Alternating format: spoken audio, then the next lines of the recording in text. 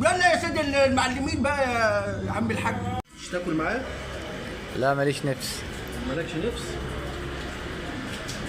ولا عشان فول؟ هتتنك؟ يا ده بالصلاة على النبي يا عم الحاج. حاجة الله أكبر. بالصلاة على النبي يا سيدي المعفنين. بجد والله أكلة حلوة. تعالى بسم الله. لا بصراحة كده سبقتك. أكلت إيه؟ بس ما تحورش من غير كده. من غير كده جبنة ولانشون.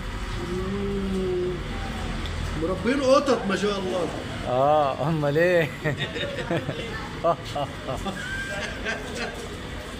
المهم يا معلم صلي على النبي عليه الصلاة والسلام. عايزين نعمل صفقة حلوة.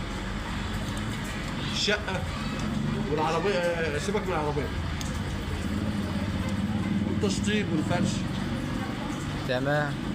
طب أنت اللهم صل على النبي، الشقة مراسة؟ الصلاة والسلام.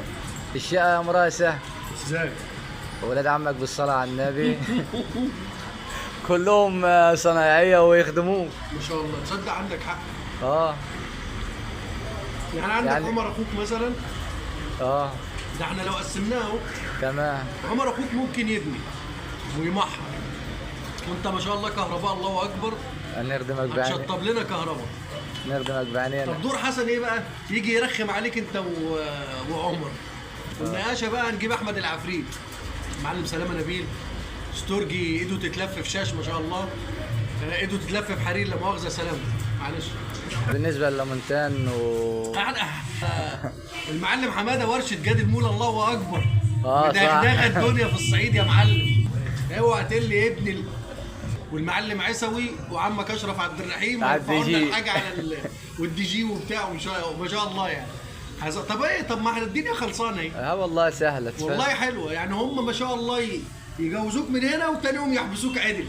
يقول لك في يقول لك من حساب الحاجات دي. يا عم صل على النبي في قلبك. الموضوع واحنا بنتكلم فيه كده تحس ان هو الله اكبر، حاجه كده ملهاش لازمه. سهل كده. صح كده؟ تعالى نفذ بقى يا معلم. تعالى نفذ. عم اشرف هترفع لي حاجه على البوحه؟ وعم محمد عبد الرحيم الله اكبر يقعد يقول لي ايه الفيديوهات دي يا حصان؟ تعالى كل يا حاج. يا شعبان هات شويه طحينه يا اسطى. يا اسطى طحينه هنا. روح يا ابني ما يحرمكش مني.